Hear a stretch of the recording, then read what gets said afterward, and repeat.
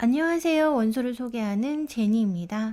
100페이지 이상 150페이지 미만의 책들 중에 제가 좋아하는 책이 많은데요. 오늘은 그 중에서 제가 정말 유쾌하게 혹은 감명 깊게 읽은 책 4권을 소개하려고 해요. 오늘 소개할 책들은 지난번에 소개한 얇고 글씨 큰 영어 원서 다음 단계쯤 될 것 같아요. 자, 그럼 두껍지 않아서 부담 없고 내용도 충분히 즐길 수 있는 영어 원서 소개 시작합니다. Check it out. 첫 번째 책은 The Tiger Rising입니다. 한국어 번역서 제목은 날아오르는 호랑이처럼이에요. 작가는 제가 좋아하는 작가인데요. The Tale of Despero와 플로라 앤 율리시스로 아동문학계 노벨상이라는 뉴베리 메달을 2번 수상한 케이트 디카밀로입니다. 이 책은 총 121페이지고 30개의 챕터로 이루어져 있는데 한 챕터가 3, 4페이지 정도로 짤막해서 지루하지 않고 잘 읽혀요. 랍은 감정을 누르는 자신만의 방법이 있어요. 여행 가방에 물건을 잔뜩 구겨놓고 그 위에 앉아 꾹꾹 눌러서 가방을 닫듯이 상상 속의 가방에 감정을 넣고 나오지 못하게 누르는 거예요.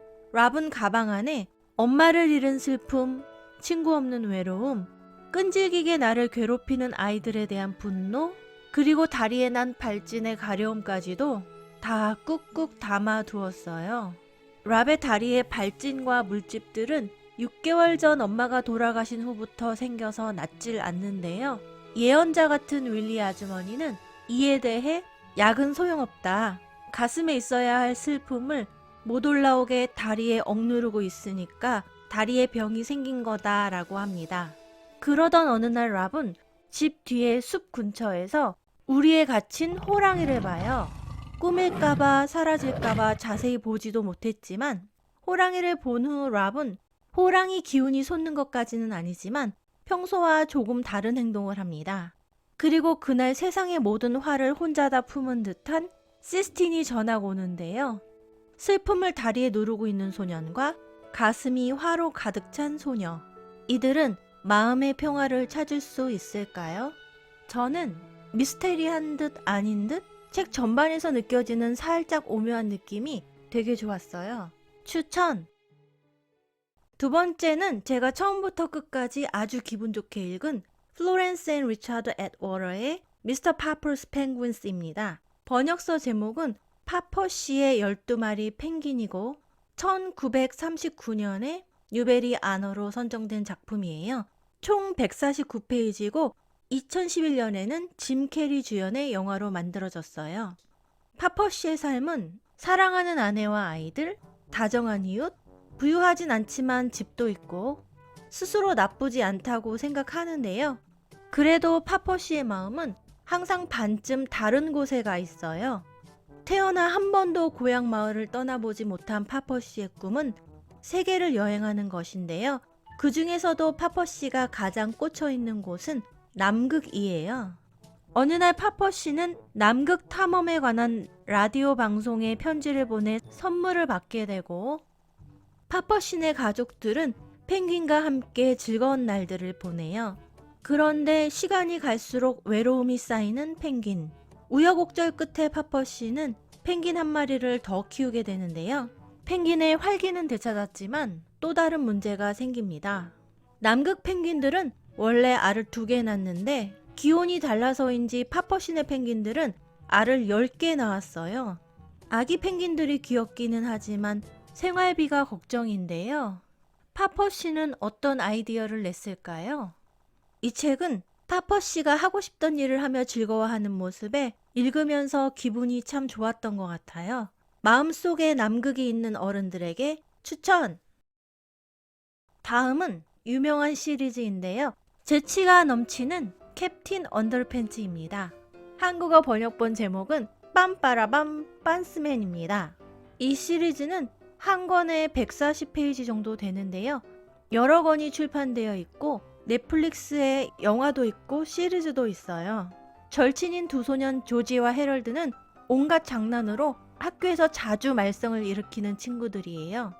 둘은 같이 만화를 그리며 노는 걸 좋아하는데 두 사람이 만든 최고의 캐릭터는 팬티만 입고 세상을 구하는 슈퍼히어로 캡틴 언더팬츠입니다.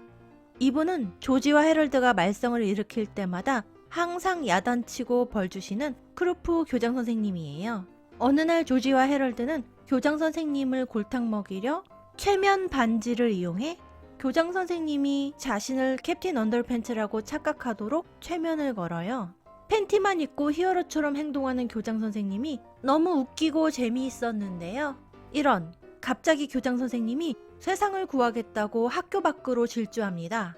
그리고 건물 위에서 뛰어내리려고도 해요. 위험해요. 교장 선생님은 날지 못한다고요. 조지와 헤럴드는 슈퍼히어로라는 착각에 빠져 정신없이 사고를 치는 교장 선생님의 뒤를 쫓으며 온갖 뒤치다거리를 하게 됩니다. 이 책은 문장이 재치 넘쳐서 제가 좋아하는 책이에요. 추천! 다음은 1990년 뉴베리 메달 수상작 로이스 라우리의 Number the Stars입니다.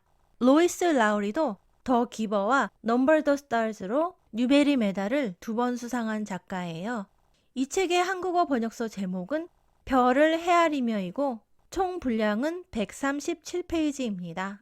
덴마크 코펜하겐 앤머리의 동네에는 3년 전부터 길 모퉁이마다 총을 든 독일군이 서 있어요.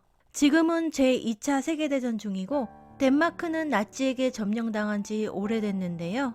얼마 전 유태인 명부가 독일군의 손에 들어갔고 오늘 밤에는 모든 유태인들이 강제 수용소로 보내질 거라는 소문이 돌고 있어요.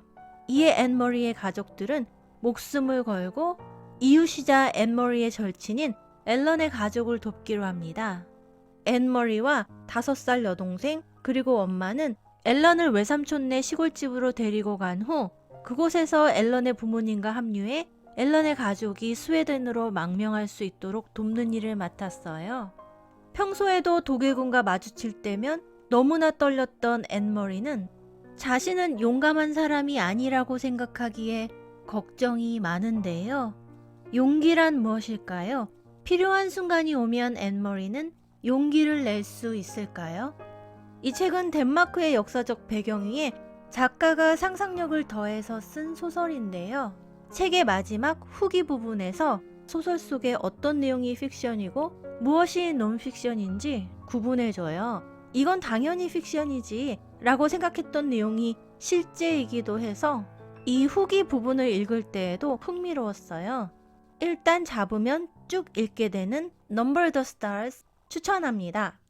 그럼 오늘도 읽고 싶은 책을 찾으셨기 바라며 다음 편에서 만나요.